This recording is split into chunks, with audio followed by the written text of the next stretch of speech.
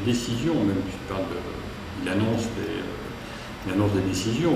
Nicolas Sarkozy dit les services de l'État vont travailler, il y aura un comité interministériel d'aménagement du territoire en 2008, donc nous allons travailler au sein de la conférence métropolitaine. Alors, d'une part, une remarque qui est que autant on peut se réjouir que l'État s'intéresse au développement de la région Île-de-France et à son cœur, ce qui n'a pas toujours été le cas. Je rappellerai que même pendant des années, les politiques qui étaient menées étaient même radicalement différentes, puisque on considérait qu'il fallait piquer sur ce cœur pour le répartir, pour le distribuer en France, et que ça ferait de la richesse et du développement. On s'est aperçu que ce n'est absolument pas le cas, et qu'au contraire, quand on affaiblit ce qui est essentiel dans notre pays, c'est-à-dire la région Île-de-France et son cœur, Paris, la première couronne, ou plus largement, là, tout le monde paye les pots cassés et que ça développe rien du tout. Donc on peut se réjouir de l'intervention de l'État, son intérêt. En même temps, la méthode est vraiment problématique et c'est pas essayer de se défausser du débat. Ça fait 3 ans que les élus d'Île-de-France, le Conseil régional, mais aussi les partenaires, les chambres consulaires, le Conseil économique et social, chambres de commerce et l'ensemble des élus et des associations travaillent sur un schéma directeur. Il en sort une proposition qui va maintenant être soumise au débat public, puisque s'ouvre pendant l'été un grand débat public avec dans toutes les mairies, beaucoup de mairies, des points de discussion, le document peut être consulté, où les habitants d'Île-de-France peuvent donner leur avis. On ne peut pas, du jour au lendemain, décider qu'il en est autrement et que faire fi de ce travail de 3 ans. D'autant que chez beaucoup d'élus, persiste quand même une interrogation sur, je dirais, la sincérité profonde de ces déclarations. Parce que le président de la République a été pendant longtemps le président du Conseil général des Hauts-de-Seine, son ministre Roger Carucci est également des Hauts-de-Seine, et ce département ne nous a pas habitués à être très partageux avec le reste de la région Île-de-France. Un développement je dirais, qui accapare un peu autour de la défense, la création d'un établissement foncier uniquement pour les Hauts-de-Seine, alors la volonté était de créer un établissement foncier pour l'ensemble de la région. Donc on peut être un peu interrogatif, mais passons, disons que d'arriver aux responsabilités étatiques donne une autre vision. On veut bien faire ce pari-là.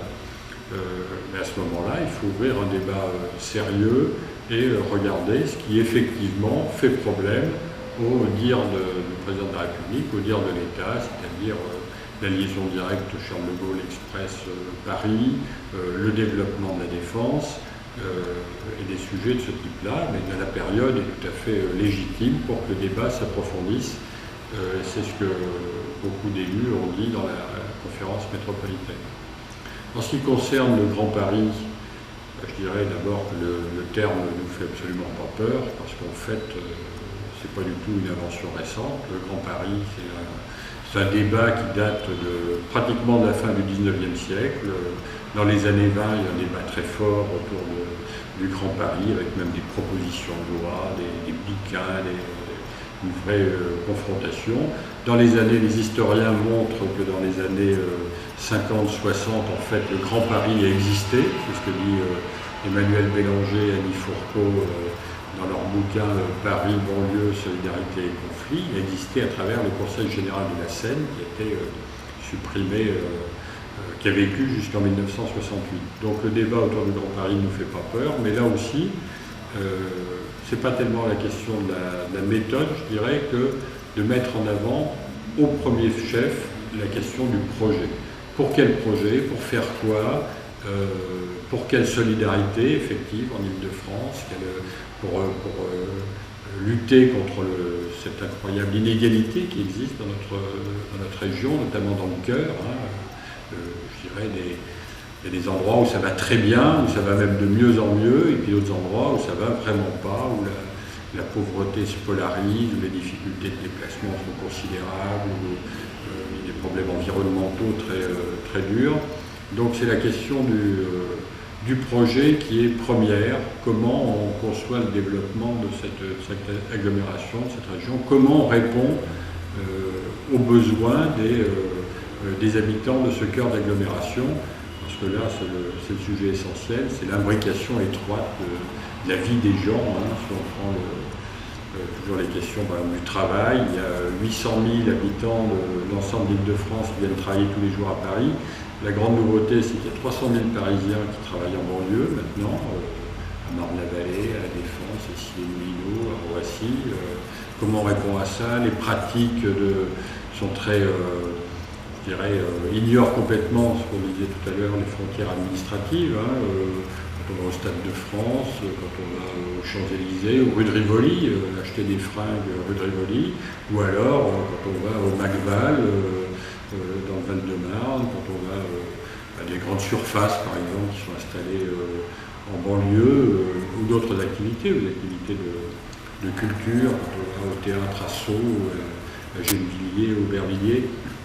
Donc il faut un projet qui corresponde à cette façon de vivre et que c'est dans ce projet-là qu'on pourra faire émerger un débat autour des institutions nécessaires, des évolutions démocratiques qu'il faudrait mettre en œuvre, parce que là aussi la question, je m'inquiète un peu de voir qu'on met souvent en avant les questions d'efficacité et d'attractivité.